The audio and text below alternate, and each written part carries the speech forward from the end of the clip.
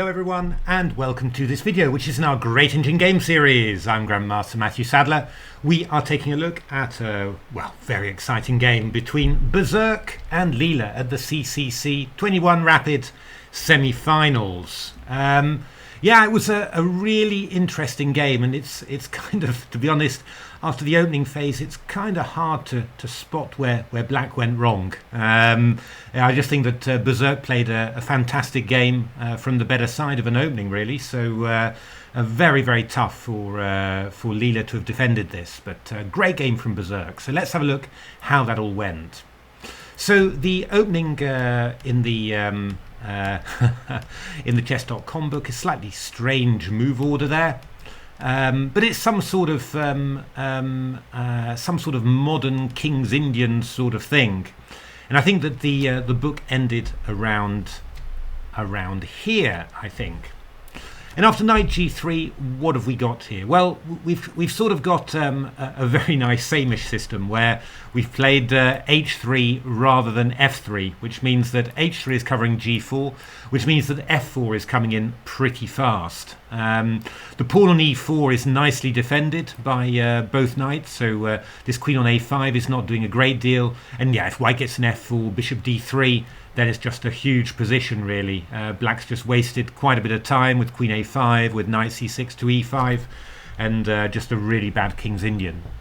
Would be bad enough in human chess, engine chess, of course, even worse. So what Leela does is pretty understandable, and I think definitely the best.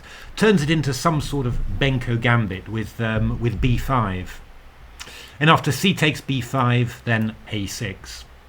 Now, a Benko gambit where white will be able to recapture on b5 with the bishop more or less in one go is never going to be the greatest version for black. And the normal Benko gambit, you play b takes a6, bishop a6, and white's got to either fianchetto the bishop or allow bishop takes f1, king takes f1 to get developed. You know, that sort of gives black just a little bit of extra compensation. But the Benko's always the Benko, right? You've always got some counterplay, some hope. So yeah, it's never a dead opening. And indeed, although the engines don't like it particularly whenever you give it to them in the TCC, most of the Benkos that I've tried, I think, have ended in draws, even if they've been bad ones. So a6 played, f4, knight e d7, and then a very typical move from white, bishop d2. When black's played queen a5, it's quite normal for white, even if you spent a move on bishop e3, to play the bishop back to d2, covers the knight on c3, opens up some possibilities of discovered attack on the queen. And now Leela played an engine move, one we're not surprised to see, h5. But the idea is quite clever. I mean, you just want to play h4, and that does two things. First of all, it destabilizes white's protection of the e4 pawn, and secondly, if the knight has to move back to e2 in front of the light squared bishop, then white's development is obviously somewhat altered. So what white actually does here is to play the move bishop c4. And the idea is that now if h4, we can just go the knight back to e2, and this bishop is still active. Well, now's a good moment to take on b5, because if white plays bishop takes b5, white spent two moves moving the bishop to b5. I mean, Lord knows, is that a very important game? Lord knows, but at any rate, it's a small game. But, Berserk took the opportunity to play knight takes b5 and attack the queen. And the queen retreated back to d8 in order to, black's going to look for bishop a6, and black also is looking for knight to b6, as we'll see in subsequent moves. So that's why the queen went all the way back to d8 rather than going back to b6. I mean, black really needs some sort of way of hitting this queen side, and if you just play the queen to b6 and play bishop a6, white plays a4, and white's totally, rock solid, really. In this position, at least, with a knight on b6, we're attacking the queen side in some way. So this was actually a very big moment of divergence. My engines, and they were running on my big hardware, so 94 threads. Latest versions of Stockfish and Dragon. All of those engines wanted to play the move knight c3 on my hardware, just protecting the pawn on e4, so anticipating h4. And it feels a little bit. Yeah, I don't know. Feels a little bit strange just to retreat like that. I mean, I'd always be thinking of, with the knight on there, I'd be thinking of trying to play a move like a4 and keep the knight on there. But knight c3, knight c3, and then this was a typical continuation. Queen b6, castles, bishop a6. Very typical for the Benko to try and get rid of the light squared bishops, because that gives some extra. Well, it gives black some squares, some entry points, maybe also for a knight into d3, that sort of thing. Bishop a6, queen a6, now a4, castles, queen c2 and queen c4. Looks a little bit odd, but it's quite a typical move from black. b3 from white, queen d4 check and c4, b4, h4, knight e2, queen d3. This is Stockfish, going for this in a big way.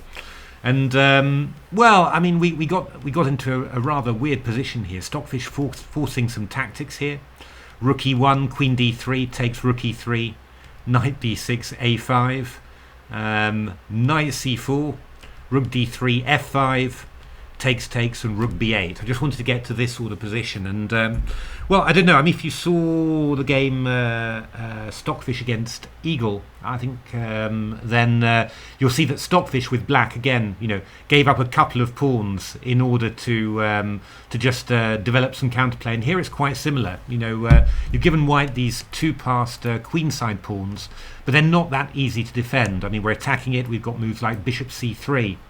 So and Stockfish was going for this type of position. I mean, it looks really horrible to me. I do have to say, just in general. I mean, these two passed pawns, and I mean, we've got rooks to support them, right? I mean, the knight can come to c7 as well. But somehow, Stockfish managed to hold this with black. But I think you can see how much Stockfish was having to strain to do this, and I mean, Stockfish also lost some games as black in this line. But knight c3 was what my engines wanted. Funnily enough, on the on Chessable, when I gave it to Stockfish, I gave it to Berserk, I gave it to Leela. They all wanted the move that Berserk played in this game, which is the move bishop c3. Rather unusual to be able to do this in the Benko, to be able to challenge that bishop on g7, but it's a very nice move to be able to make. I mean, this bishop on g7 cutting across the queen side, it's some of black's biggest compensation, really. If that bishop is exchanged, then black's compensation really disappears. You need a diagonal combined with a file in order to really create pressure against the queen side.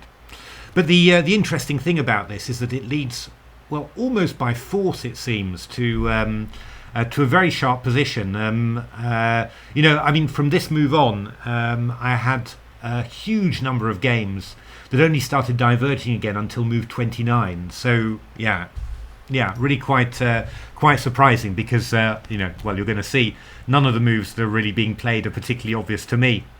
So just quite funny, really. The difference in how things that the engines clearly consider to be very obvious. For human players sometimes complete mystery somehow. The first thing to notice, by the way, is that h4 knight e2. The e4 pawn isn't hanging because obviously we're pinned. So whoops, bishop takes g7 there. So knight b6 played, Leela exploiting the fact that the queen's gone to d8 in order to attack the pawn on c4, and b3 just makes white's position just a little bit looser there somehow, and then castles. Now this was Leela's choice up to about 47 million nodes on Chessify, and after that Leela went for takes and castles here. Just actually threatening h4 now, because the bishop on g7 is covered, and reserving the right to play either e6 or e5. And this was Leela's line: castles, bishop e5, queen f3, takes, and now f6. yeah, looks a little bit ropey somehow. But yeah, Leela thought it was going to be something like I think plus 1.36 for white, so very, very good. But yeah, Leela thought the game continuation was worse somehow. Well, I mean, I think at 10 plus 3 and with the I think was it a 2 times A100 that they've got running at chess.com. I'm pretty sure that that Leela did more nodes than I did there. So yeah, not clear. But what Leela did was also what Stockfish was expecting, which was castles, Queen C2, and now H4. Dragon had a little go at knight takes c4 and then playing e5 in this position. Castles h4, knight e2, knight h5, takes, with the idea of playing f5. It didn't work very well, and actually this was, funnily enough, this was Leela's line up to 47,000 million nodes, which was Leela wanted to play the move f5, but yeah, again, this is not great for black. Very hard to get the pieces into the attack, and some very loose pawns. But again, some chances as well there. Hard to say whether that's a better line than what Leela did in this game, because this game looks very, very interesting. Leela played h4, knight e2, and then e6. So we've got knight, pawn attacking the pawn. So white has to force to open the center. You can't maintain the pawn on d5. And now Leela starts really livening things up. So knight c6 takes, and bishop b7, not recapturing on e6, but attacking the pawn on e4. And honestly, to me, looking at this position, it was completely unclear. Well, who should be better here? I mean, I guess white, because there's, although the whole center seems to be collapsing, and bishop takes c4, bishop g2, and all that stuff. There's enough loose stuff in here that you think, well, there must be some tactics for white. But yeah, exactly how? Who knows? E5 played, d takes c5, and now rook d1 from Berserk. Funnily enough, at Chessify, this was Berserk 11.1. I'm not quite sure what version's running at chess.com, but at 110,000 million nodes, castles was what this Berserk wanted. And f takes c6, bishop takes c5, which bishop e4, queen c3, which was a nice advantage for white, plus 1.94. I mean, Berserk's evaluations are slightly elevated compared to Stockfish and to certainly to Leela, but that's obviously a pretty good thing. And I mean, white's a pawn up with a good pawn structure and a passed a pawn, so yeah, we're not really complaining there. But rook d1 was what Berserk played here, and we actually still, going along this forced line somehow. Queen e7 played, just looking to take this pawn on e6. Yeah, you don't want to play a move like ef7 that's just freeing white, but you've got this lovely little tactic. F takes e5, knight e4, and rook d7, forking the queen and the bishop. But it's not the end of the story, because there's queen e6, rook b7, and now queen takes c4. Whoa, you're almost breathless from all these tactics. I mean, let's just take a little moment just to see what's happened. I do have to tell you that when I first saw this position, I assumed that things were that Leela was going to get out of this one okay. I mean, black's a piece down, that's true. But, this rook on b7 is loose. The knight on b5 is protected only by the rook on b7. It feels very fraught. We've got a pin on the bishop on c3. We've got a threat of rook takes a2 here. The white king's in the centre, and we've also got some bishop e5s and also some knight c3s as well. I mean, this really feels like, white's got an extra piece, but surely Leela's found some great compensation here. The amazing thing is that in this position, Berserk and all the other engines play the move a3. This move is played to stop rook takes a2, of course. But you're really thinking, in this sort of sharp position, I mean, does black really have time for this? Well, the answer seems to be yes, it does.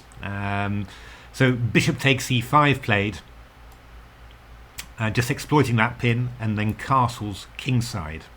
Move 27. Seen some late castling. There was Leela against Ethereal, and now Berserk against Leela.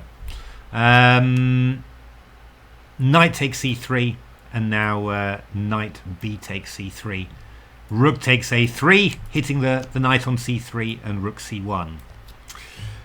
And yeah, this is the moment where the engines started to diverge again. And looking at it again, I was a bit amazed somehow that this was that White had played 26a3 and managed to get to here. But I was sort of thinking, there's a chapter in Silicon Road where I look at quite a bit of detail, quite a few examples about how engines defend. And one of the ways in which they do that is to give the opponent a position with a knight. Because there's so many positions where just a single knight is not actually enough for a win. Obviously, king and knight versus king is not a win. Obviously, if there's passed pawns on both sides of the board, a knight can be very much hamstrung. All sorts of positions there. And so I was assuming that this was kind of one of those. White's a piece up, so White should probably have good winning chances. But I was expecting, for example, Stockfish to be holding some draws, from this position somehow. Because, first of all, these pieces are just a little bit gummed up. We've also got, quite nice pressure against the White King. Potentially we could, line up a queen and a bishop on the diagonal and try and invade on h2. And yeah, Black's pieces are fairly active. We've got a loose white rook on b7 to attack for a tempo. I thought surely, engine like Stockfish is going to be able to hold. But actually, this was non-stop wins all the way through. Dragon was winning every single game it played as White here. And Stockfish was too. So basically, it looks like this is just one game where where White is just too solid. The essential problem is that we've got this weak pawn on c5. I think if the pawn was maybe on the a file, this might be a lot more difficult. The pawn would be a lot less hard to target, and it would be a lot more stretchy for the knights to get to it. But because this pawn is on the c file, the knights don't have to go too far to attack it, and White can attack it with a lot more material than Black can defend it with. So I think that's kind of the problem. I think having a pawn on the a file would have been a tougher proposition for White. I think what I don't like is what Leela did in this position, because I do think that the one thing that you should be trying to do is keep this bishop on, and that will give you counterplay against the White King. What Leela did was actually go for a line where lots and lots gets exchanged, and certainly as a White player I'd be breathing a sigh of relief when I saw that. That Leela played rook e8. I thought the best thing that I saw was queen e6, which who was playing that? Who was playing that was Stockfish. Queen d2, rook a8, rook b1, c4. Rook f1, bishop d6, and we're getting some threats of queen e5 there now.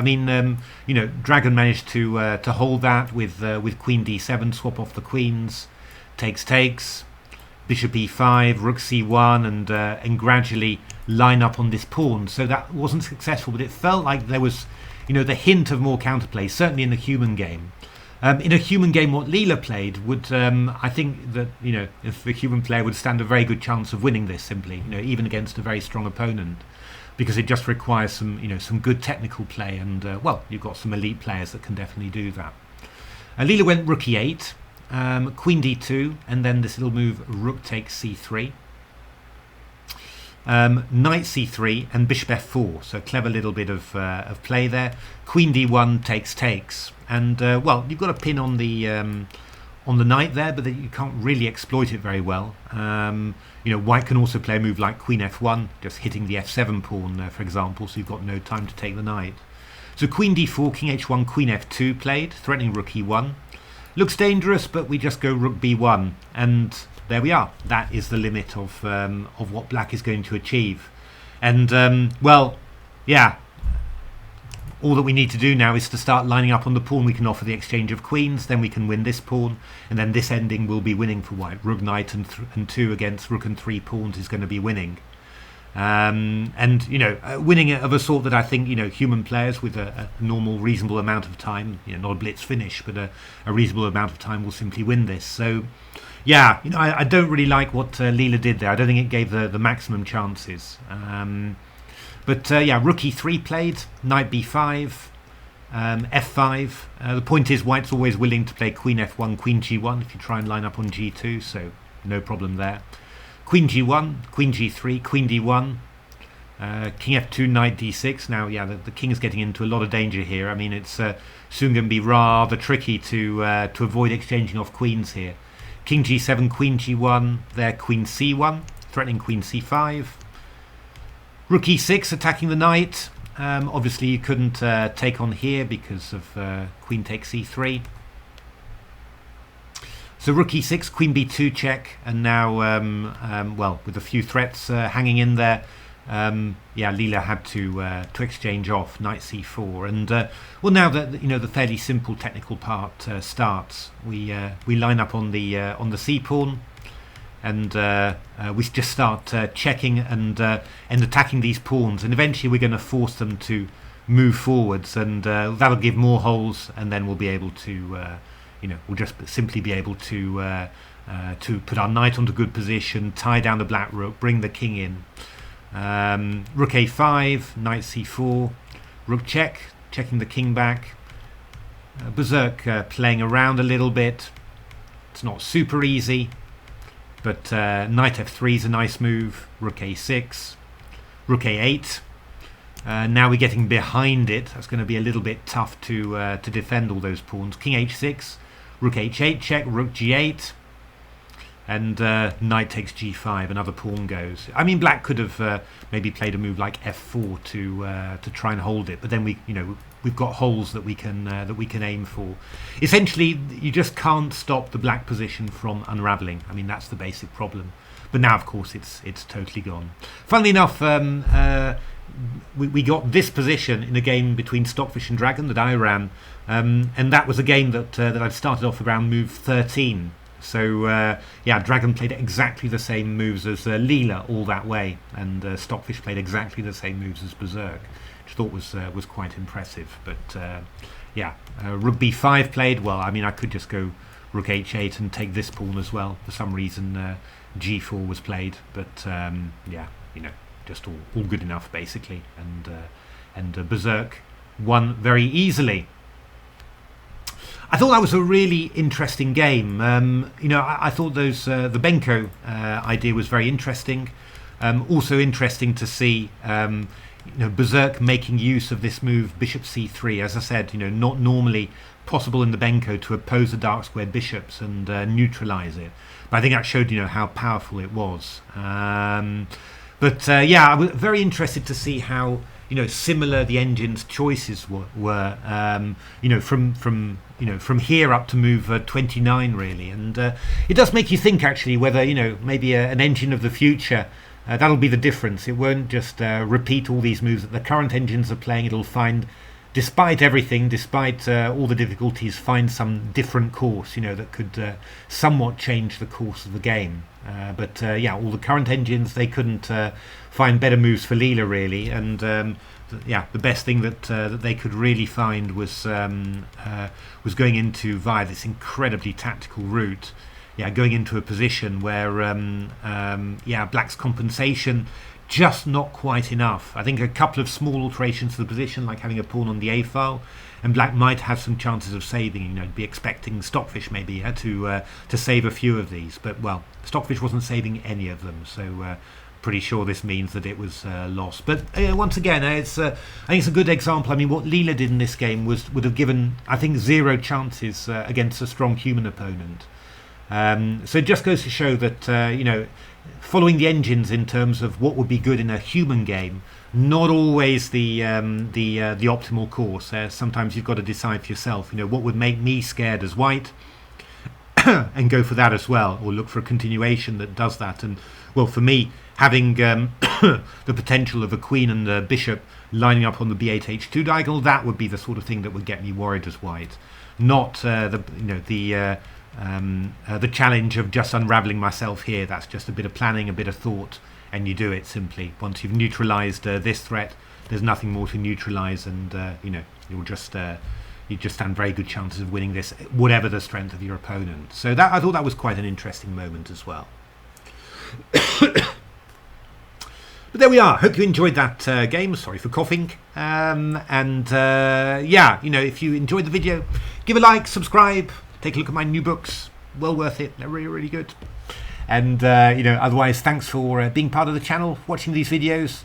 Keep your eyes peeled. We've got lots more great computer events coming, and who knows? Maybe I'll discover a new classic player for a little bit of obsession as well, or maybe even a recently played game will grab my attention. But anyway, thanks very much for watching, and hope to see you at the next one.